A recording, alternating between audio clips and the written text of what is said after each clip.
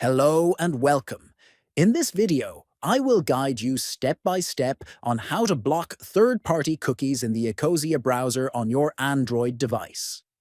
Blocking cookies can help protect your privacy and improve your browsing experience. Let's get started. First, open the Ecosia browser on your Android phone.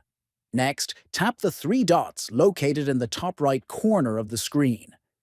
Then, from the drop-down menu, select Settings. Scroll down and tap on Privacy. Find the option labeled Third-Party Cookies. Tap it and choose Block Third-Party Cookies. By following these simple steps, you will successfully block third-party cookies in Ecosia, enhancing your privacy while browsing. Thank you for watching. Blocking cookies is an important step for online privacy. If you found this video helpful, please like, comment, and subscribe for more tech tips. See you next time.